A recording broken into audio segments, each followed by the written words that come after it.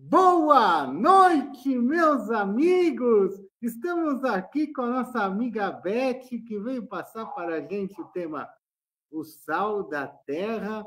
Mas antes, eu gostaria de falar que entraremos daqui a pouco na questão de férias. Dia 18 de dezembro já é férias. Estaremos em férias. É o último trabalho da casa, dia 27/1 a gente retorna. Então, campanha com Edgar Armon, quem puder colaborar, precisamos de cestas básicas. Quem não puder, cesta completa, pode ser um item que aparece no vídeo. Quem não puder, um item que aparece no vídeo, compartilhando esse vídeo para as pessoas, para os amigos, colegas, etc. É isso. Então, artigos para o bazar, roupas, calçados, assistência a gestantes necessitados precisam de fraldas do PLGG, local e horário para doações de segunda e quarta, das 19 às 21 horas, sexta, das 13 às 15 horas, Casa Espírita de Edgar Armon, Rua Bolívia, 717, Parque das Nações, Santo André. Juntos fazemos a diferença e é com você. Só um momento, eu vou sair aqui.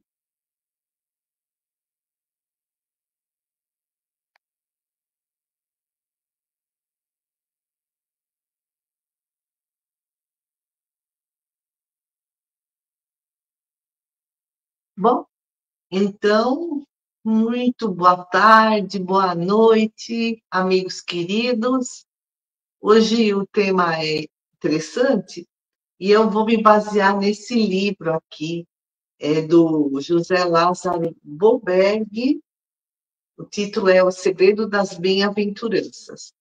Mas antes, elevemos o pensamento a Deus, nosso Pai Criador, a Jesus, o nosso bom pastor, aos nossos mentores amigos, que eles possam estar aqui conosco, nos auxiliando a entender os maravilhosos ensinamentos do Mestre e assim nos tornarmos cada vez pessoas melhores.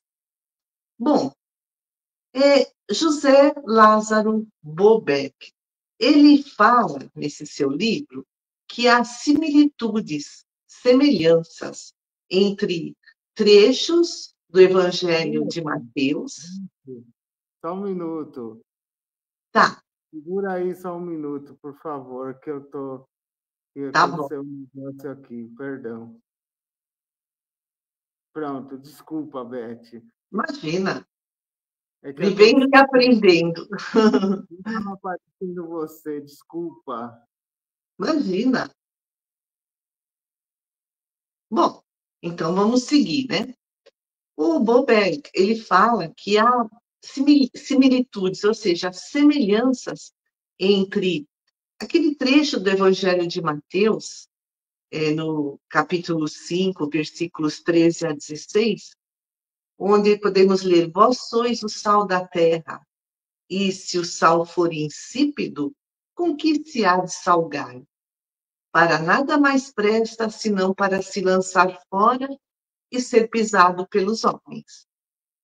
E aquele outro trecho do Evangelho, onde podemos ler: Vós sois a luz do mundo, não se pode esconder uma cidade edificada sobre um monte, nem se acende a candeia e se coloca debaixo do alqueire, mas no velador, e dá luz a todos que estão na casa.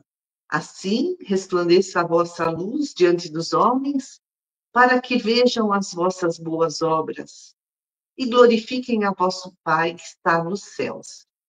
E depois que Jesus terminou as bem-aventuranças, ele convidou, os seus discípulos a divulgarem a boa nova e a serem bons exemplos para o próximo. Então, Jesus compara o discípulo com o sal.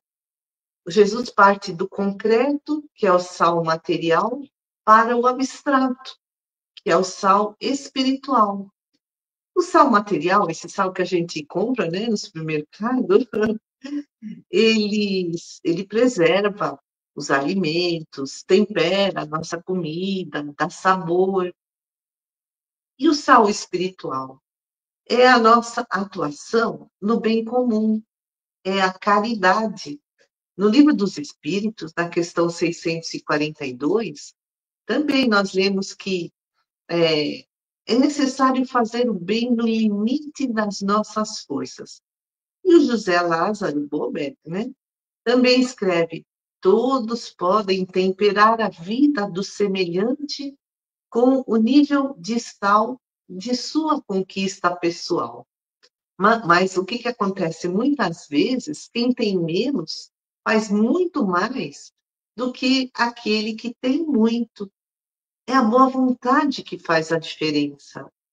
E ninguém dá o que não conquistou, e ninguém tem senão aquilo que é. E se o sal perder o sabor, né, perder a sua salinidade, se ele ficar insípido, aí ele não vai servir para mais nada, né? Como a gente lê lá no Evangelho, só para ser lançado fora e pisoteado pelos homens. Isso é um alerta de Jesus, né? São palavras fortes, mas ele está dizendo que há pessoas que têm grande conhecimento, mas podem se tornar insípidas.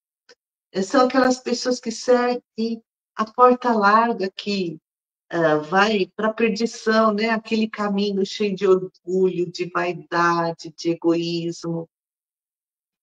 As virtudes, elas nunca param de crescer, né? A gente todo dia aprende alguma coisa, cada segundo a gente aprende alguma coisa e a gente vai se melhorando. Essas virtudes se ampliam à medida que damos daquilo que conquistamos. Como disse Francisco de Assis, é dando que se recebe. E o Bober, que escreve nesse livro, né? O Segredo das Bem-aventuranças. Assistimos quase que diariamente pelos órgãos de comunicação de massa a notícias de pessoas consideradas aparentemente cheias de saber para servir, mas que, quando chegam a cargos de mando, enchem-se de superioridade, entre aspas, né? Elas se sentem superiores, né? E se associam com a corrupção, inflamando ainda mais a descrença da humanidade. São túmulos caiados de branco por fora, mas podres por dentro. É uma frase de Jesus, né? Por fora está bonito, por dentro é uma podridão. São pessoas hipócritas, né? São só aparência.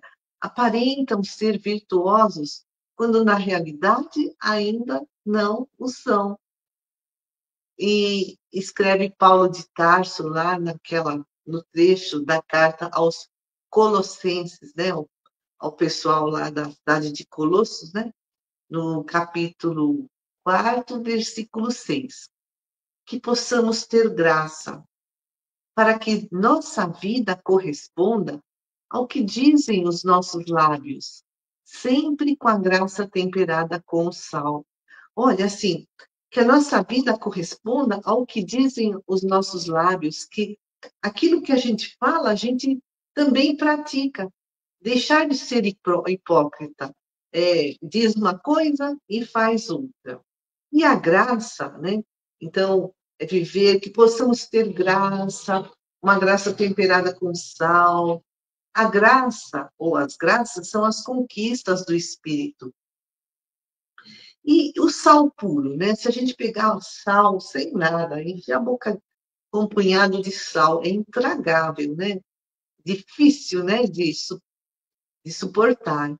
Mas pequenas quantidades de sal tornam a comida saborosa. Imagina uma comida sem sal, né? Não tem graça nenhuma.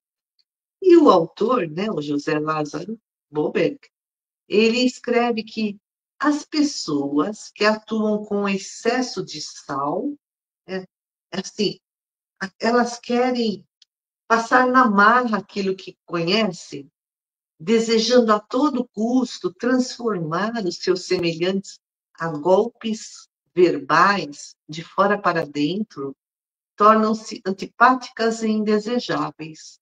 A gente vê, às vezes, né?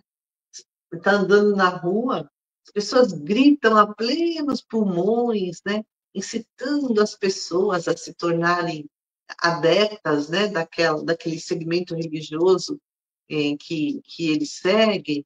Muitos pregadores querem ganhar o adepto no grito, mas essa educação, ela não acontece assim imposta na marra, de fora para dentro.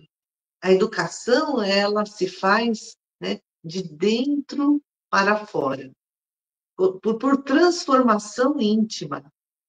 Por isso que o educador, né, o professor, ou o pregador mesmo, né, ele deve oferecer as doses necessárias, como diz Bobeck, e próprias de sabor, para que cada um desenvolva o seu potencial de acordo com a própria maturidade, né?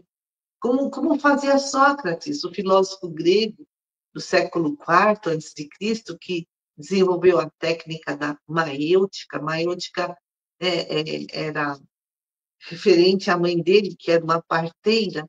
Então, a técnica da maêutica significa o parto das ideias por meio do diálogo. E escreve o autor, realçando o sabor de cada um, nos seus próprios limites, é que se consegue atualizar aquilo que é possível até aquele momento. Então, por exemplo, uma criança, né? A gente não vai descarregar um caminhão de informações. Ela ainda é imatura. Então, né, é preciso respeitar a maturidade daquele que ouve, né, esses ensinamentos. E aqui ele fala em atualizar, porque todas as nossas virtudes já estão na nossa essência.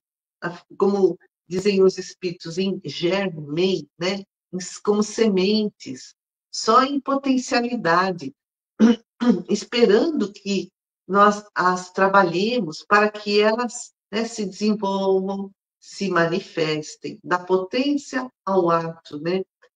E explica mais, né, o José Lázaro Bobeck. Foi-se o tempo em que o professor impunha o seu conhecimento. Era a educação bancária, né, alertada pelo grande educador Paulo Freire. Então, isso, né, de impor o conhecimento na marra é um desrespeito ao potencial do aluno, porque cada aluno está no momento do seu desenvolvimento espiritual, né? Cada aluno recebe aquela informação de uma maneira diferente. E aqui o conhecimento representa o sal. E também esse tipo de educação, né, era dito como o método Magister Dixit. Quer dizer, o professor falou, está falado, sem qualquer contestação, né? O aluno não podia duvidar, não podia discordar. Mas o educando, ele não é uma mera cópia do seu professor, ele também traz a sua bagagem espiritual desta vida, de outras vidas, às vezes é muito mais evoluído do que o professor, né? Então, cada um deve desenvolver o seu próprio sabor e com essa técnica, com o parto de suas próprias ideias. Cada um chegando às suas conclusões, à sua compreensão, ao seu nível de entendimento. Isso precisa ser respeitado. É a dose adequada de sal, nem aquele excesso de sal que se torna algo intragável, e nem a falta de sal, né? Que é deixar de divulgar a boa nova, que aqui o sal representa o conhecimento. E quando Jesus disse, né, que o sal que se tornar insípido, sem sabor, ele será lançado fora e será pisado pelos homens, né? Então, caso nós não cumpramos os nossos papéis de sermos o sal da terra, nós vamos ser inúteis e aí seremos rejeitados. Então, essa é uma linguagem muito forte, né, que está lá no Evangelho, né? Ser lançado fora e pisado pelos homens. Mas o objetivo aqui desse ensinamento é nos despertar para a nossa responsabilidade diante da vida. Não sermos aqueles vivos mortos, né, que não fazem a diferença, aqueles que são pesos mortos na sociedade. E aí nós também podemos fazer uma comparação, lembrando da parábola da figueira seca, que traz também esse alerta. A parábola da figueira seca está lá no Evangelho de Mateus, no capítulo 21, versículos 18 a 22. Então, e também está lá em Lucas, no capítulo 13, versículos 6 a 9. E Jesus e os seus discípulos saíram da cidade de Betânia e eles estavam com fome. E aí eles viram ao longe uma figueira e foram até ela procurar figos, mas não encontraram porque não era tempo de figos. Aí Jesus disse: nunca jamais coma alguém fruto de ti. E no outro dia, eles passaram novamente por essa figueira e viram que ela estava seca até a raiz. E Pedro então disse a Jesus: olha, mestre, como secou a figueira que tu amaldiçoaste. Aí Jesus responde, né, a Pedro: tende fé em Deus. Em verdade vos digo que tudo o que disser a este monte, tira-te daqui e lança-te ao mar, isto sem hesitar no seu coração, mas tendo fé em tudo o que disser, sucederá. Então, a figueira seca é um símbolo das pessoas que aparentam fazer o bem, né? Então, a figueira era bonita, né? Cheia de folhas, mas não tinha fruto. Então, são as pessoas que aparentam, tem só aparência, aparentam fazer o bem, mas, na realidade, nada produzem de bom, não produzem frutos bons. Então, oradores que pregam palavras bonitas, mas não praticam, são os tais dos hipócritas. Faça o que eu falo e não, né, e não faço o que eu faço. As pessoas que podem ser úteis, mas não são. E mais, os sistemas vazios, utópicos, fantasiosos, as doutrinas que não têm uma base sólida, uma base fecunda, são figueiras secas e que secarão, né? A todas essas pessoas falta a verdadeira fé. A todas essas instituições, religiões, doutrinas, também falta a verdadeira fé. A fé, né, que comove o coração, a fé que transporta montanhas. Tudo isso, né, todas essas citações, né, pessoas, instituições, doutrinas, são árvores frondosas, mas que não dão frutos, são só aparência. Por isso, Jesus as condenou à esterilidade. A gente lê lá no Evangelho segundo o Espiritismo. Jesus as condena à esterilidade, a não darem mais frutos. Então, no século XIX, né, se usava esse termo condenar, mas aí Jesus disse para a gente não julgar. E aí, como é que fica?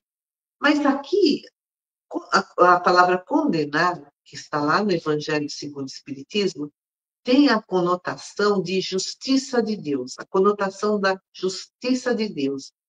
Aquela frase, muito se pedirá àquele que muito recebeu. E Allan Kardec escreve lá que todos os sistemas, todas as doutrinas que não produziram ou que não produzem nenhum bem para a humanidade serão reduzidas a nada. Um dia desaparecerão. Todos os homens inúteis serão tratados como a figueira seca ou como o sal que se tornou insípido, né? Serão como o sal sem sabor, lançados fora e pisados pelos homens. Isso também é assim. uma metáfora. Porque Jesus falou: nenhuma de minhas ovelhas se perderá. Como ninguém se perde, né, apenas se afasta temporariamente da vontade de Deus, depois, né, que essas pessoas que estavam no caminho errado despertarem, elas voltarão para os trilhos da evolução, para o crescimento espiritual rumo ao infinito.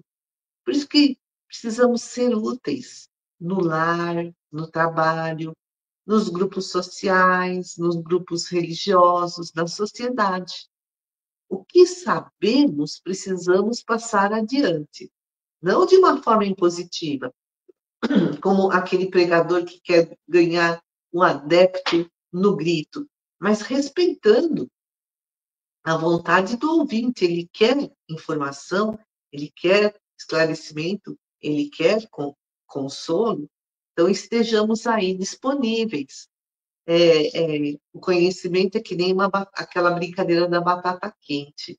As crianças, no meu tempo, brincavam, não sei se hoje ainda brincam, de batata quente. Então, pega uma bola na mão e uma roda e todo mundo canta. Batata quente, quente, quente, queimou. Quando fala queimou, a pessoa tem que jogar para alguém essa batata quente. Aí canta de novo e passa para o outro, sem deixar a batata cair no chão, ou a bola cair no chão. Então, o conhecimento é como uma batata quente, não pode ficar só para nós, só conosco. Precisa, né, seguir adiante. Precisamos fazer a diferença no mundo, divulgar os ensinamentos que já internalizamos, a Boa Nova, a doutrina espírita, ou de qualquer religião que seja, né? Mas ser a luz do mundo, ser o sal da terra, ser uma figueira que dá frutos. Nós não podemos, como diz Boberg, né, nesse livro, o Segredo das Bem-aventuranças, não podemos agir como o abajur. Né? O abajur, você põe lá o abajur do lado da sua cama, no criado mudo, e ele tem uma luzinha assim só para você, né? Não tem a cúpula, não espalha pelo quarto. Então, Boberg fala, não podemos agir como o abajur, cuja luz é focada egoisticamente só para o seu destinatário. Lógico, novamente é uma metáfora. Como as frases, né? As pessoas em relação às pessoas inúteis. Água parada apodrece, máquina ociosa enferruja, sangue que não circula mata, o discípulo inoperante que não dá bons frutos é aquele vivo morto. Por isso, precisamos nos sintonizar com a sabedoria divina, que é sempre abundante e que nos preenche. E Jesus nos traz essa sabedoria divina, né? Jesus nos pede para sermos úteis como o sal. E no Evangelho de Marcos, no capítulo 10, versículo 45, a gente pode ler: pois nem mesmo o Filho do Homem veio para ser servido. O Filho do Homem é o próprio Jesus, né? Ele fala Filho do Homem para enfatizar que ele não é Deus, que ele é um espírito encarnado, né? Nasceu aqui na Terra de um pai, de uma mãe, né? Pois nem mesmo o Filho do Homem veio para ser servido, mas para servir e dar a sua vida em resgate por muitos. Por isso que Jesus é o caminho, a verdade, a vida, o nosso modelo, o nosso guia. E também lemos lá no Evangelho de Mateus, no capítulo 20, versículos 26 e 27. Todo aquele que quiser entre vós fazer-se grande, seja vosso serviçal, né? Sirva, né? E qualquer que entre vós quiser ser o primeiro, seja vosso servo, aquele que serve, né? Servir é ser caridoso. E ser caridoso vai acelerar a nossa evolução, né? Ser caridoso, o que é? É ajudar materialmente, é dar bons exemplos, é ensinar, é orientar, é consolar, é ser útil ao próximo, tudo isso é caridade. E a nossa caminhada espiritual segue rumo à perfeição, que é estado de plena felicidade, que, né, nós dizemos que é a nossa salvação, entre aspas, né?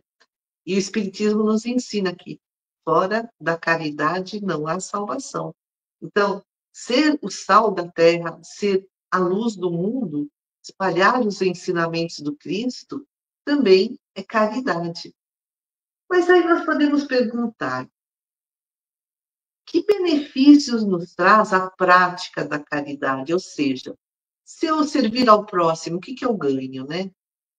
Emmanuel, no livro Fonte Viva, psicografado pelo Chico Xavier, escreve no capítulo 82, olha o título: Quem serve, prossegue, prossegue na sua evolução, né?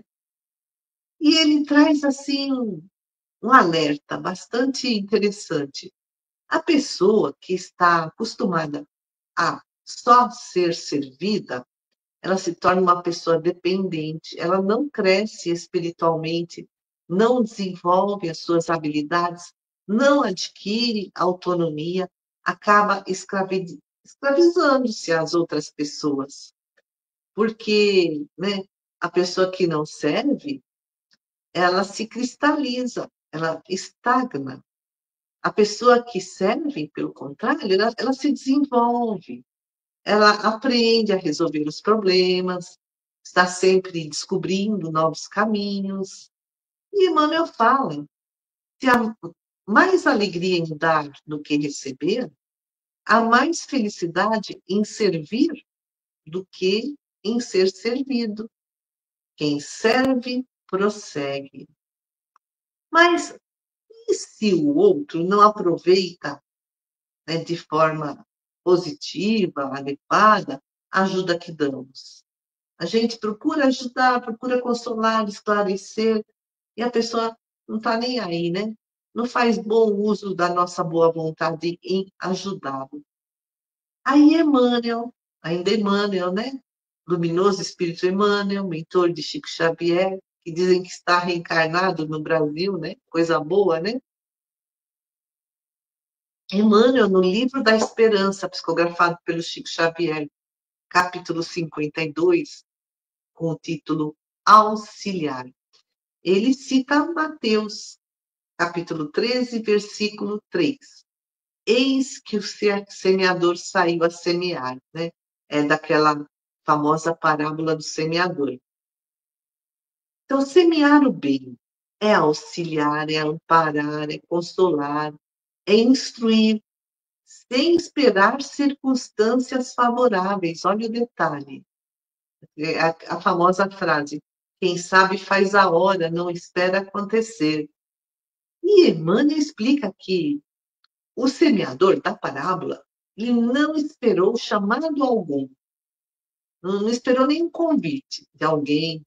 Ele saiu a semear, saiu a ajudar. Ele não escolheu o tipo de solo onde ele jogou as sementes, porque teve semente que caiu na beira do caminho, teve semente que caiu num solo pedregoso, ou semente que caiu num solo cheio de espinhos, né? Um terreno cheio de espinhos. Não.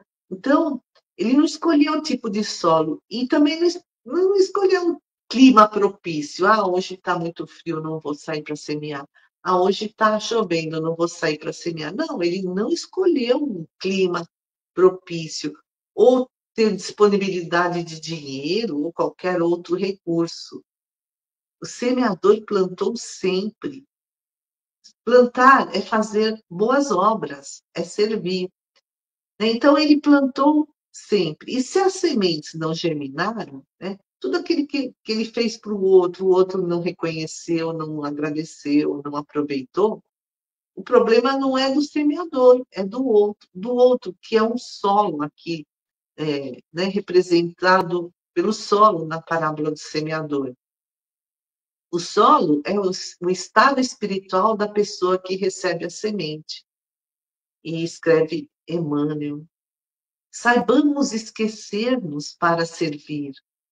Não importa se o solo não produz, porque está cheio dos espinhos da incompreensão ou do cascalho da ignorância.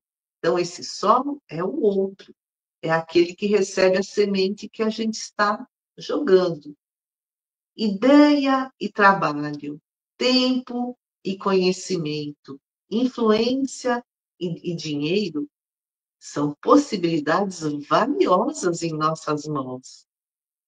Por isso, né, precisamos sair da zona de comodidades e aprender a servir. Precisamos ser úteis na medida das nossas forças. Então, é isso que nos ensina nessa passagem do Evangelho, para que sejamos o sal da terra, o sal que preserva, o sal que tempera, o sal que dá sabor, e aqui o sal representa o conhecimento. A boa nova, os ensinos de Jesus, que podemos transmitir através de palavras ou de exemplos. Então, vamos espalhar a semente do bem, fazer uma vibração do fundo do nosso coração, no melhor dos nossos sentimentos. Vibremos por todos os habitantes do nosso planeta, dos mais humildes aos mais poderosos, que todos eles possam estar caminhando na seara do bem.